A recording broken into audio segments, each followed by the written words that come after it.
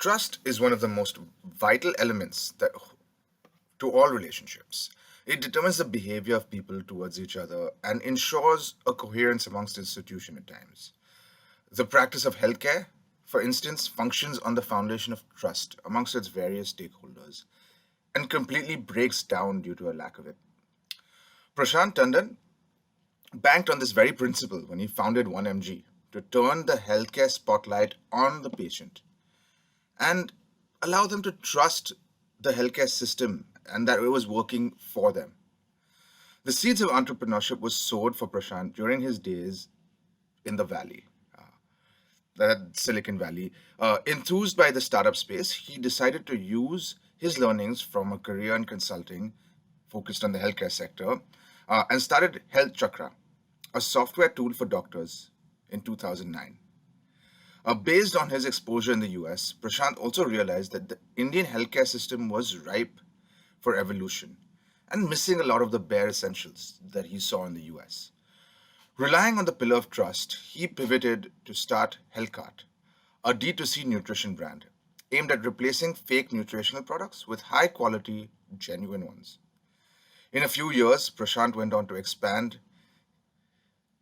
on this concept of authenticity, transparency, and access to the larger healthcare canvas in the form of 1MG Technologies.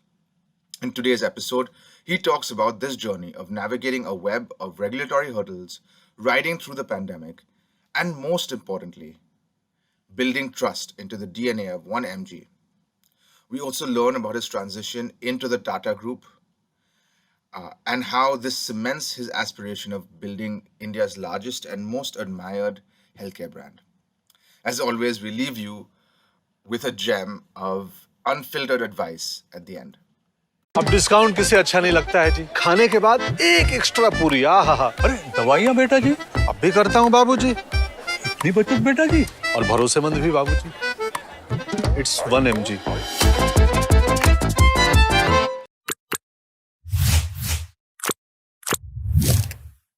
Hey Prashant, thanks a lot for taking our time to chat with us. Really looking forward to listening and learning more about your journey at 1MG. My pleasure. Prashant, so we always start with understanding the journey of a founder. What was it like growing up, early days, any key milestones in your career or life, and any inspirations for starting a company? If you could walk us through that. So I grew up in a very standard middle class family and family of professionals. So nobody in the extended family had ever done any sort of business, let alone a startup kind of a thing.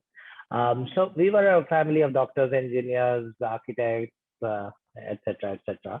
And so a pretty linear first phase of life, I would say, when study well, got into IIT, studied well there, got a decent job at Unilever, did fine there, ended up at Stanford for my MBA. Post that, joined McKinsey in San Francisco and spent some time there. Now, it was actually when in the US that the excitement around the startup space and trying to build something out that is meaningful. And that is what happened when I spent time in the Silicon Valley, especially during the MBA at Stanford. So that's when the first seed germinated of that, okay, this is also another dimension that one should, that looks exciting. And the more I would meet people, the more I would learn about it, the more excited I would get. The big challenge at graduation was that I knew that this is what sounds or like what I want to do with my life, but I had no specific idea. So parked myself in consulting for a couple of years, and that was also great because it gave me exposure to the healthcare space. And then 2009 end is when decided that now is the time to put all the energies into getting into a startup phase and building out something that that matters. So that's where that's how the journey started. Amazing. And You were very early on in your career at McKinsey when you decided to take the leap. What was the thought process? And you were in the US, right? You studied in the US, deciding to come back, packing bags. Um, what were the influences there? Very curious to learn about that. Sure. So a bunch of things. As I said, after Stanford, I was anyway very excited that I should at some point be starting up, and I had no clue what. So the experience gave me the what, which is that healthcare exposure to the U.S. healthcare system, and the stark contrast in India, and somewhat a conviction that the Indian ecosystem has to evolve over a period of time, and there may be a role I can play there. So that was one part, but making the move takes a lot of things falling in place together. Right. And it was that time, 2008 is when the global financial crisis had happened. US was slow, it was dull. The economy and the general sentiment was not the most optimistic, and India was happening. India is where the startup ecosystem was taking off. In fact, I had some of my friends who were Americans from the US who had moved to India to do startup at that time, just because this was seeming to be the land of action and opportunity. And that was around the time when I was like sitting there wondering that what am I doing here? And maybe it's the action is there. I want to be there. I now have a decent sense of what I would do if I would go there, and things are ready. So it's time to move bags. And having said that, one of the big important parts there was having the right co-founder also, because making that move or jump all alone is a little bit more daunting than it is to have somebody to jump along with. So Samir and I spent the better half of 2009 just thinking through various ideas. What do we want to do if we move back? Aligned healthcare technology seems the right space, and both of us then decided to take the plunge. And you said health as a problem and India, but there were so many things that you could have done. And 2009, the startup ecosystem was booming. Versus today, I think that would have been a blip. So why did you pick that problem? The space was wide, completely open. Exactly. And I think you were called Health Card then. So it was actually before Health Card. It was Health What was before Chakra Health Card? was the first thing we came back with. Now, why health amongst the various things is just that exposure to the US healthcare system gave us enough conviction that the Indian healthcare market is going to go through very significant changes in the future, and technology will play a key role. And the fundamental building blocks of an industry are yet to be created. And compared to a lot of other sectors, we felt we had a differentiated edge, just having seen the models out there in the US. This was something that the more we learned about, the more excited we grew. And it's just, I think, after some time, if you spend time with any problem, then you learn more and more about it. And health just turned out to be intriguing enough for us to spend our time. So that's how it happened. And frankly, when we moved back with a thesis and a model in mind. It didn't work out that way at all. But it was good enough for us to narrow down amongst the multiple areas of play that, okay, health tech is the area that seems like a large industry, big problems to solve, and big companies to be made. Understand. No, super interesting. And you talking about a few pivots, right? And I think they were done early in the journey. So if you could talk us to the early days, iterating and then, landing at 1mg, which then scaled. Sure. What was that process like? A lot of founders think that, this is my idea and I'm wedded to it and this is what works. If this doesn't work, then I'm not going to do anything. So would like to understand from that lens. So Health Chakra was about, it was a practice management software for doctors, for them to manage their clinics. And it was built on a hypothesis that if we digitize the doctor's clinic, that's how we get into um, the entire digitization of the healthcare ecosystem. We'll connect the doctor with insurance, with pharma, with patients, and connect to the patients and start a e-pharmacy and this and that and all that stuff. With the fundamental premise that the doctor is sitting at the center of that universe. We spent a good 12 to 15 months at it before realizing that this was not the model that will scale, and we were looking at the problem the wrong way. The fundamental problem that at least we believed in healthcare was actually just like us. Most of the people try to solve it by putting the doctor at the center or the insurance company at the center. Nobody puts the patient at the center, which is why pretty much nowhere in the world does any consumer like a healthcare company. So healthcare companies are some of the least appreciated and loved or admired companies, despite being in a space where technically you are helping people live better, longer. People should be grateful, happy, or at least respect the companies, but they don't. And the reason is that healthcare has almost never been designed with the patient at the center. It's always been designed with either the doctor or the um, uh, payer, which is the insurance company, and that or the government as the primary um, kind of stakeholder. And that's what the patients don't like. They don't like that. So I think from our journey, so at that point we decided we'll go direct to consumer. Then started an e-health store called HealthCart in 2011. HealthCart over a period of time became a very focused D2C nutrition platform. So it's going strong even now. But HealthCart took the shape of a full-fledged nutrition company where we have made in India brands which are at par with the best in the world.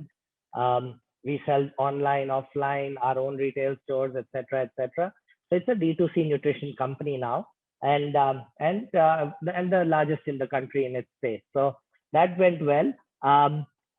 However, 1mg as a concept came from the 15 months spent in the first part of the journey with the doctors, where we, while working with the doctors, trying to create software for them, we had to develop a database of medicines so that they could do a easy prescription through that reference database.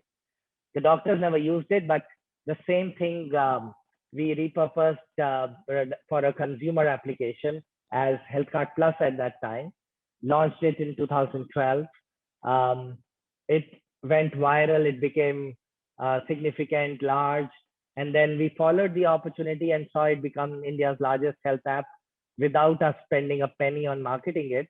So 2015, we decided to spin it out into a separate company and rebranded it into 1mg.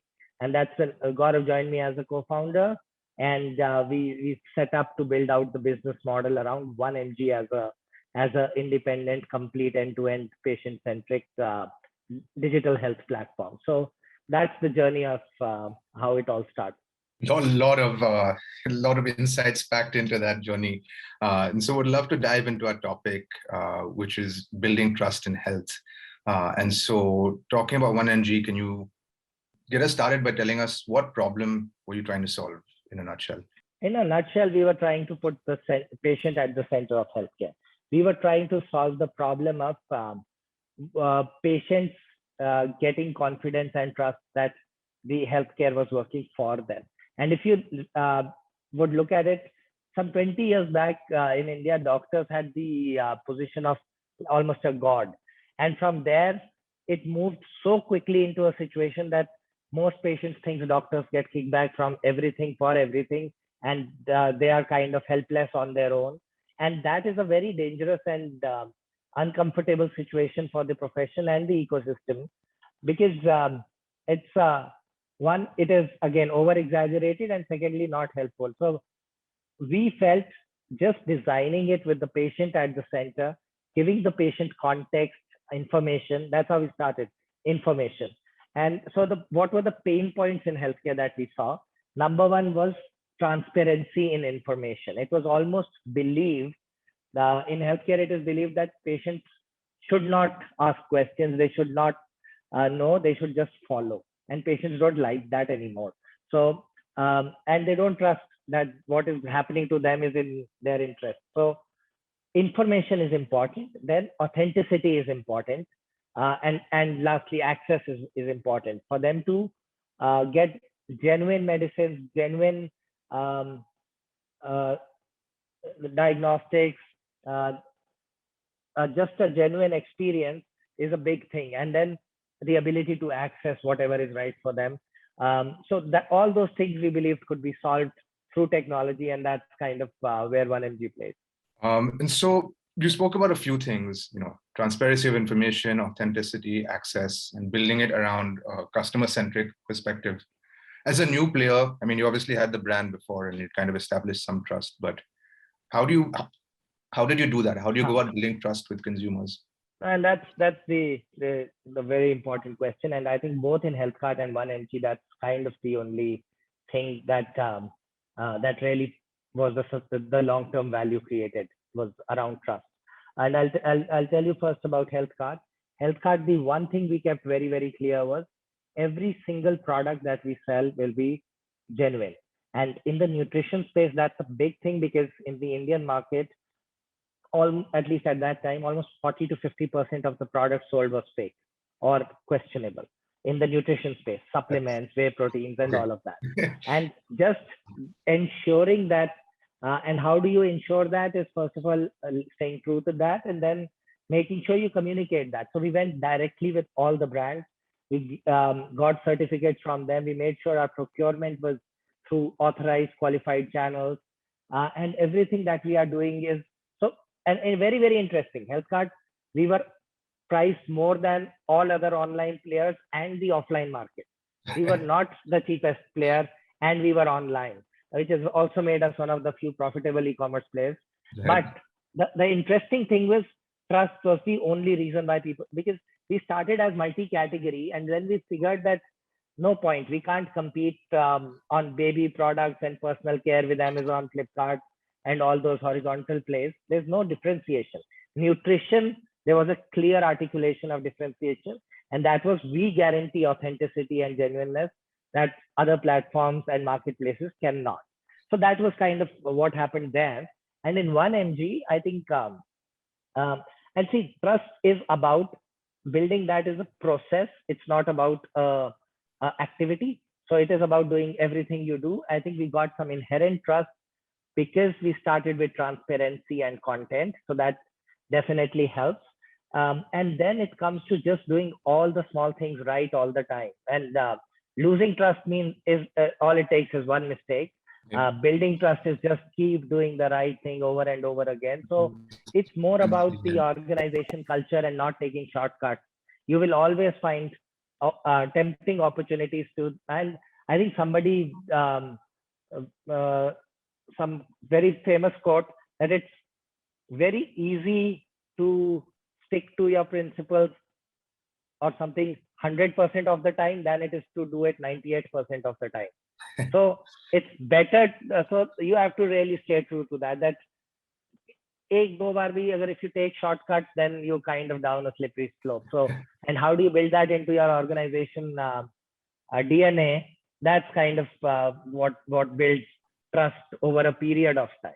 Amazing. Consistency and quality, and yeah, and the outcome is clear. So clear on the consumer side. Would like to move a bit to the supply side. It's a heavily regulated category, a lot of archaic rules, some cartels that exist. How did you tackle that? I think by first principles, step by step, take it as it comes.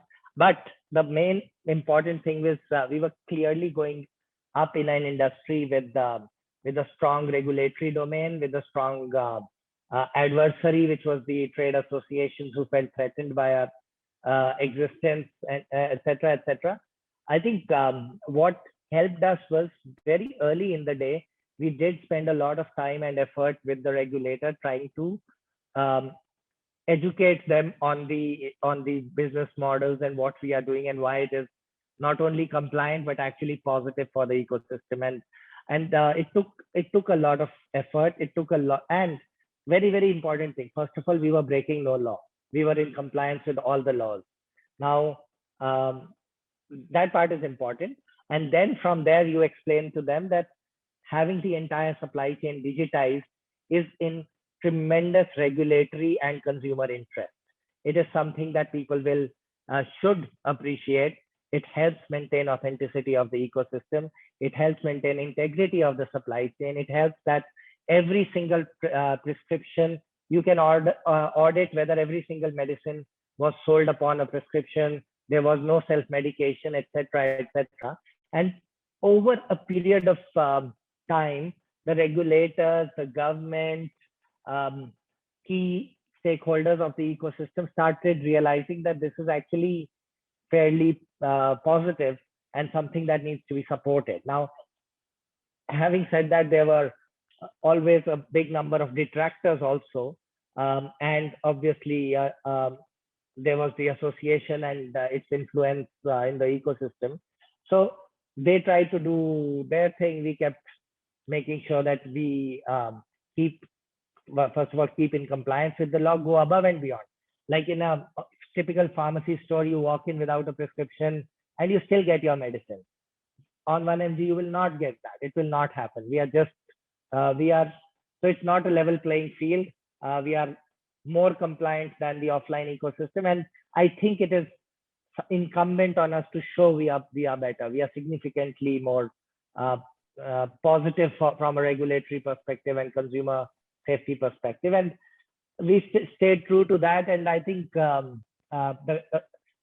very early in our day, there have been 2 or 3 nationwide strikes by pharmacy associations, etc., etc. A lot of pressure, a bunch of court cases on key aspects of our model. But as I said, we were fully compliant. We were over compliant at times, and we were building a model that is actually beneficial for the consumer, and consumers appreciate it. And I think that resilience and just persistence and investment of time and effort to work with the regulators and educate them on innovation helped. It certainly helps that India was going through a phase and time when digitization, digital technologies and startups were being celebrated. So it really helped that people were more than willing to listen if you had something to tell. And we did have our narrative and our story to share. And we found it to be very, very well supported. That's incredible. But it's almost like you paved the way for all the other players who came after you, right? You dealt with regulators and now effectively lowered barriers to entry. It's now a much more crowded space. How do you see it evolving, and how have you kind of built your moat? Yeah, no, it will continue to, I think this space does and will see a lot more players come and more innovation. Now the National Digital Health Mission is about to get launched. We'll have a massive work on digitization of healthcare. And yes, it's a lot of effort for the industry that will benefit everyone else. Now, what is our moat at the end of the day? It is consumer trust. There's everything else is kind of doing things the right way to keep building that. The currency that works is trust. Now, we do have scale, we do have our footprint, we do have all the right tailwinds, but we have to compete in a competitive market. There's just, and I think what we have a huge benefit actually from is the top of the funnel. We are still the Wikipedia for medicine information in India. Our traffic is more than the next 3 or 5 put together. So the traffic on our platform is just significantly higher. We are the Wikipedia for medicine information and content. And that means on a monthly basis, some 40-45 million unique users are coming onto 1mg for various types of information. Now, transacting based is still, I would say, early stages of the ecosystem, but having that comfort that you own the top of the funnel and you own the trust is good enough for us to play the long game. No, absolutely. And we have capital, so we don't have, it's not that we out capitalized or something. No, and that's a good kind of transition into talking a bit about scaling. You spoke about how the problems that you're solving and how you kind of the principles that you built the business on, how did you go about scaling and getting to the millions of consumers that you serve today? So scaling was in phases, and we started with Delhi. We figured out the market. We figured out the model, and scaling is at multiple levels. The first thing you need to scale is the organization. So you need to make sure you get the right leadership team in place, and we were very fortunate to have some of the finest folks work with us. And thereafter, the other important piece of scaling is stability of your leadership team. So very glad and proud that almost all the key folks of our leadership team stay all the way through. So we never had a attrition or churn in our leadership, and that really helps because that's what carries the constant principles and institutional knowledge. The second part of scaling is for sure capital, and you need to make sure that you have the ability to invest upfront, and for that you need to keep raising capital as and when the business needed.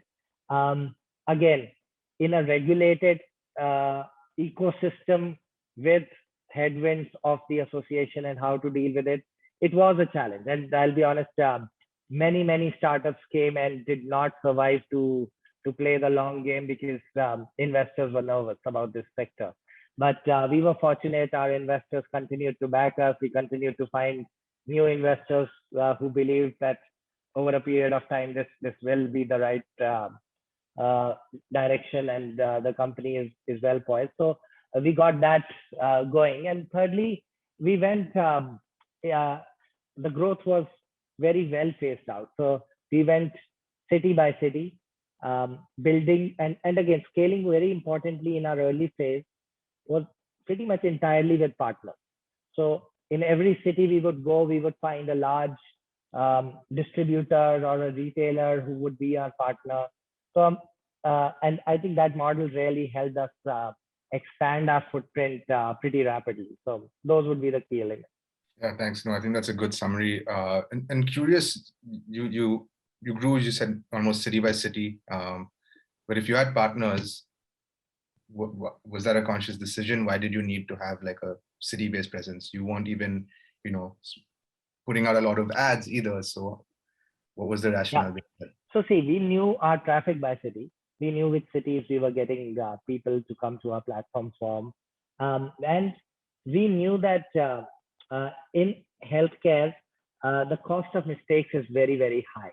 So you have to be a little deliberate about who you work with, who are the partners you choose, and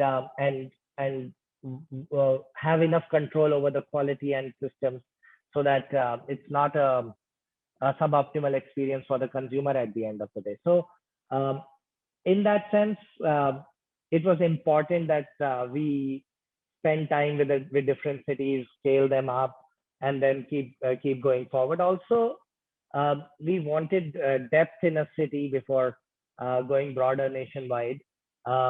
It just at that point, see, there are always multiple opportunities to spend, whether to go in 1,500 cities and shallow, or go deep in 10 and from there expand. These are all strategic choices. I think we made a strategic choice. We'll first go deep in the large cities, and then we will expand the net as and when we have confidence over our systems, processes, partnerships, everything in place. Once you have that, always becomes easier to push forward faster. So that's kind of how it went.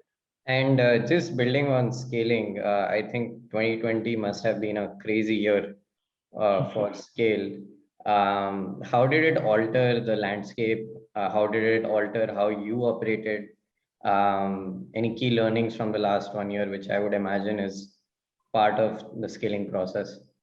So 2020 was basically we had an interesting situation of infinite demand and a heavily constrained supply chain. Mm-hmm. And further constrained as such by, we were used to doing X number of orders a day and the demand was more than 10x. Wow. One issue. But even our X number of orders we did not have the capacity to fulfill because our staff also ran away to their villages. The supply chain broader collapsed. So the distributors shut shop. The entire interstate movement went for a toss. Finding inventory became a huge problem. This, that, everything together. So perfect storm. And infinite demand on the other side.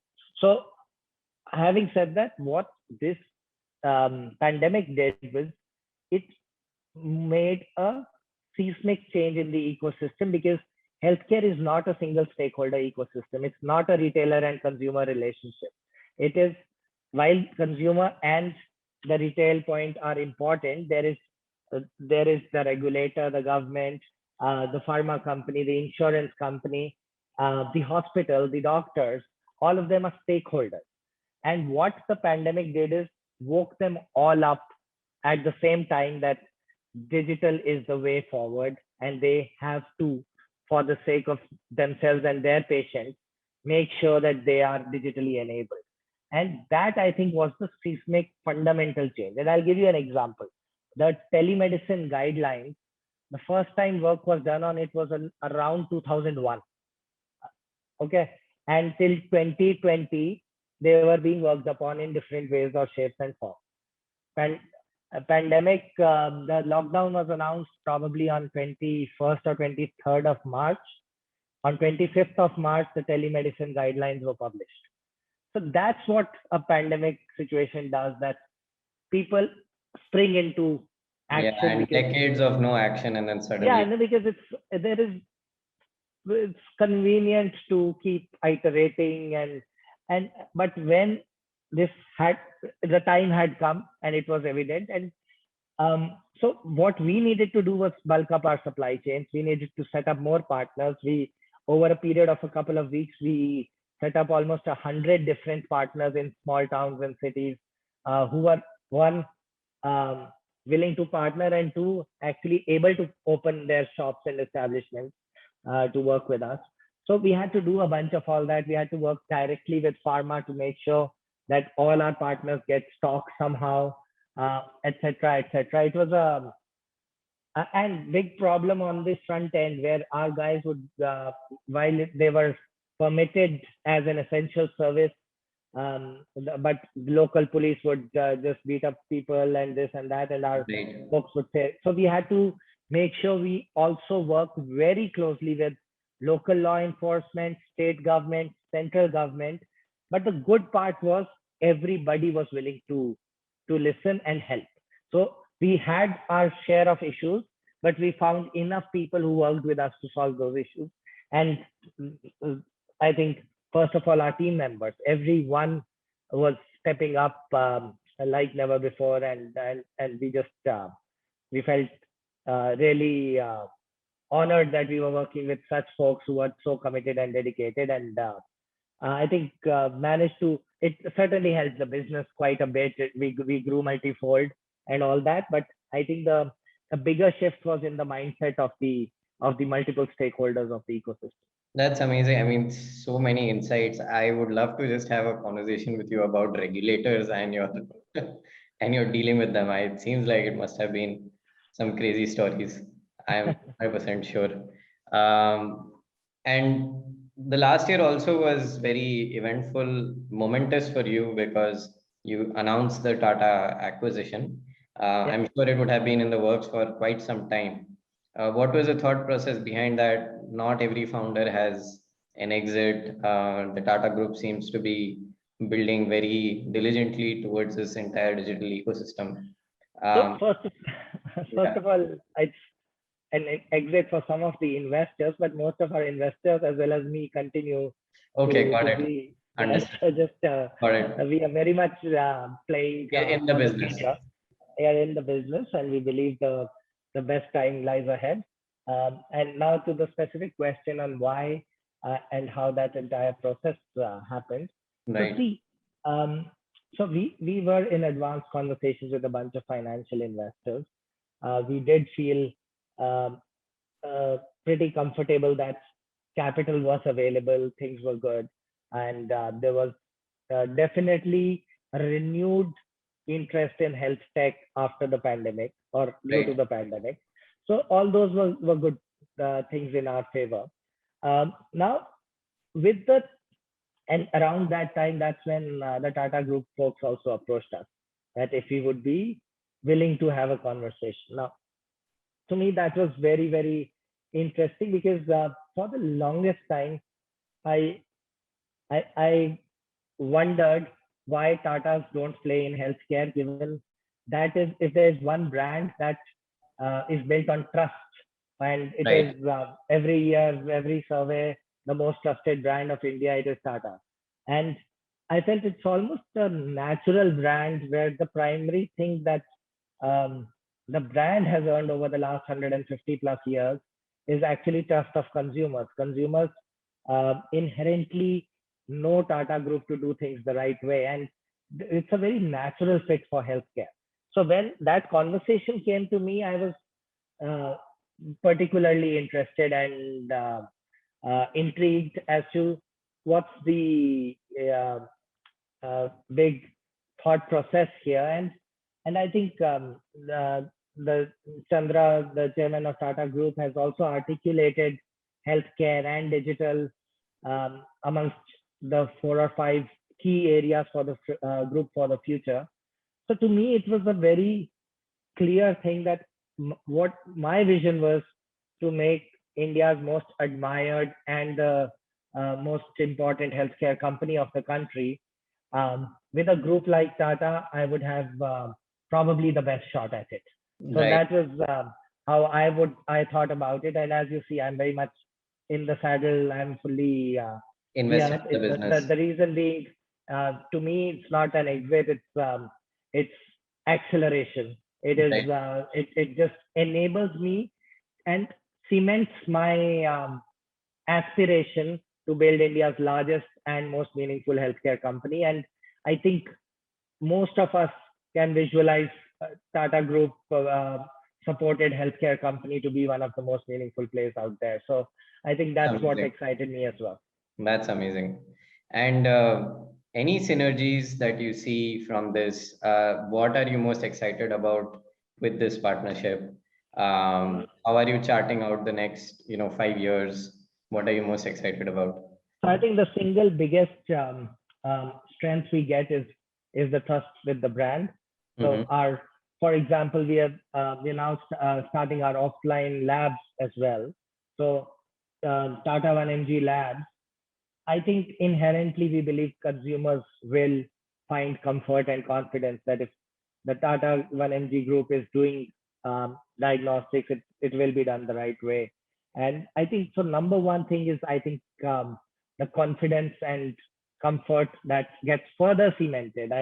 We were already blessed that customers think positively of 1mg in general, but with the Tata Group, I think the scope of that and the it is just amplified manyfold beyond just the digital ecosystem, so to speak. So I think that's number one. The other part is the Tata Group itself is a very large group with over 100 companies and fairly significant healthcare spend within those companies. So if we can, in some way, and we are figuring out different areas of alignment where we can support some of those healthcare needs, then that's a very large corporate client to serve.